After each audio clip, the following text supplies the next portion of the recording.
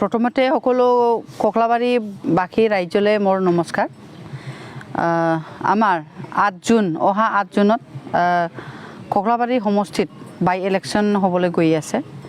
এই ইলেকশ্যনত আমাৰ প্ৰাৰ্থী যে UPPৰ দলৰ পৰা যি প্ৰাৰ্থী দিয়া হৈছে মণ্টু বড়ো, তেখেতে মানে জিতাটো খাটাং 100% এইটো আমাৰ যিটো আমাৰ ককলাবাৰীত আমি অকলে UPPলে মানে জিতিব পাৰিছে যে আমি সবচে বেছি ভোট লৈ আমাৰ মাননীয় প্ৰমোদ বড়ো তেখেতে মানে উত্তীৰ্ণ হৈছে।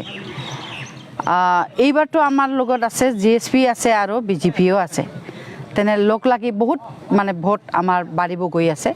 সেইটো কাৰণে ৰাইজলৈ মই মানে প্ৰথমতে ৰাইজক মই ধন্যবাদ দিব বিচাৰিছোঁ যে আমাৰ ককলাবাৰী সমষ্টিত যে আমাৰ UPPৰ দলক যে বহুত ভোট দি সকলো ৰাইজে ভোট দি আমাৰ মণ্টু বড়োক যে জয়যুক্ত কৰিব গৈ আছে সেইটো আমি দেখা পাই আছোঁ আৰু আমি ৰাইজলৈ ঘূৰি আছোঁ। তেতিয়া বহুত মানুহৰ প্ৰশ্ন বা হেৰি সন্মুখী হৈ আমি খুব আনন্দিত। ৰাইজে কৈছে আগতো আমি দিছোঁ, এইবাৰতো আৰু আমাৰ ৰুলিং পাৰ্টি আপোনালোকেই চৰকাৰ, আমি কাক দিবলৈ যাম, আমি হাগ্ৰামাক কেতিয়াও ভোট নিদিওঁ বোলে ৰাইজে আমাক কৈছে। সেইটো কাৰণে বহুত ধন্যবাদ সকলো ককলাবাৰীৰ ৰাইজলৈ।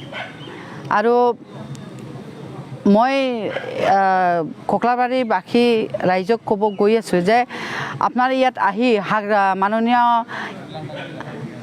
হাগ্ৰামা মহিলাৰী তেখেতে কৈ আছে যে ককলাবাৰী ইলেকশ্যন শেষ হোৱাৰ লগে লগে আমাৰ নতুন চৰকাৰ BPPৰ চৰকাৰ হ'ব বুলি।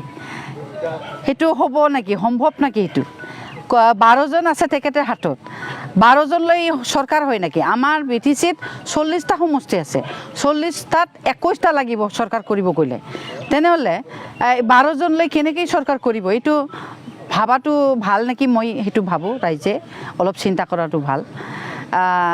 কিয়নো হাগ্ৰামা মহিলাৰী মানে দিনতে স্বপ্ন দেখিব গৈ আছে নিজে নিজে যে এইটো কেতিয়াও নহ'ব তেখেতৰ সপোনটো। আৰু গুটলি গাঁও বুলি কোৱাত সেইদিনা 26 তাৰিখত তেখেতে আহিছিলে। 26 তাৰিখত তেখেতে নিজে কৈছে যে 25 বছৰ হৈছোঁ মই এই জেগাত নাহাটো। 17 বছৰ চৰকাৰ কৰিছে, তথাপিও বোলে গুটলি গাঁৱত তেখেতে এতিয়াও নাই, মানে কেতিয়াও এবাৰো নাহিলে তেখেতে। সেইটো ৰাইজে অলপ চিন্তা কৰাটো ভাল নেকি মই ভাবোঁ। কিয়নো এই 25 বছৰ আগত যেনিবা BLT থাকোঁতে আহিছে তেখেতে, খাইছে, ইয়াতে থাকিছিলোঁ বুলি ক'ল। আৰু 17 বছৰ চৰকাৰ কৰি তেতিয়াও নাহিলে। এতিয়া কেনেকৈ মানে কৈ আছে যে চৰকাৰ কৰিম। 17 বছৰ চৰকাৰৰ একো কাম কৰিবই নোৱাৰিলে তেখেতে, এটা গাঁৱতে সোমাব নোৱাৰিলে। তেনেহ'লে তাক ভোট দি কি হ'ব? ৰাইজে অলপ চিন্তা কৰাটো ভাল নেকি মই ভাবোঁ যে ৰাইজে চিন্তা কৰাটো মানে দৰকাৰ। কিয়নো 17 বছৰ চৰকাৰ কৰি তেখেতে এতিয়া কৈ আছে প্ৰমোদ বড়োই একো কৰা নাই। প্ৰমোদ বড়োই মাত্ৰ চৰকাৰ চলাইছে 1.5 বছৰ হৈছে। 1.5 বছৰত কি কৰিছে, কি কৰা নাই। আজি তামোলপুৰ ডিষ্ট্ৰিক্ট হৈ গ'ল আৰু ইয়াতে বহুত মানে ডেভেলপমেণ্ট হৈ আছে। Medical college, medical hospital, cancer hospital, science college, ককলাবাৰীত ছায়েন্স কলেজ হৈ আছে। বহুত তেনেকৈ বহুত মানে ডাঙৰ ডাঙৰ আমাৰ ইয়াত হেৰিবিলাক হ'বলৈ গৈ আছে ৰাইজৰ হোৱা ভাবি। মই সেইটো কাৰণে মানে ককলাবাৰী ৰাইজৰ অনুৰোধ কৰোঁ যে আপোনালোকে যিবিলাক BPPৰ লগত ঘূৰি আছে তেখেতে অলপ চিন্তা কৰাটো ভাল। কিয়নো 17 বছৰত কৰা নাই এই বস্তু আমাৰ মাননীয় প্ৰমোদ বড়োই 17 মাহত কৰি দেখাই দিলে। এইটো অলপ চিন্তা কৰাটো ভাল বুলি মই ভাবোঁ।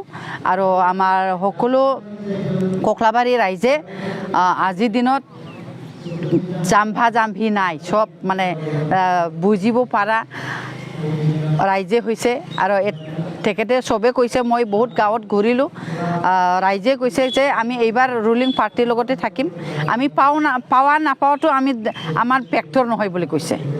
কিন্তু আমি যে শান্তি বহিব পালোঁ, বহুত শান্তিত থাকিব পালোঁ, শান্তিত আমি বিজনেছ কৰিব পাইছোঁ, দোকানে বাজাৰে ঘূৰিব পাইছোঁ, সেইটো কথা কৈছে ৰাইজে। সেইটো কাৰণে মই ক'ব গৈ আছোঁ যে মাননীয় হাগ্ৰামা মহিলাৰীয়ে যে যি স্বপ্ন দেখিছে সেইটো স্বপ্নটো মানে স্বপ্ন বুলি ৰাখিলে ভাল হয়। কিয়নো তেখেতে এনে মানে বেকাৰত স্বপ্ন দেখি আছে, দিনতে স্বপ্ন দেখি আছে, তেখেতে খাৰা হৈ স্বপ্ন দেখি আছে। এইটো কেতিয়াও ছাকচেছ নহ'ব। তেখেতে এনে ৰাইজকহে ভুৱা মানে প্ৰচাৰ কৰি আছে। তেখেতে ভুৱা প্ৰচাৰ কৰি লাভ নাই।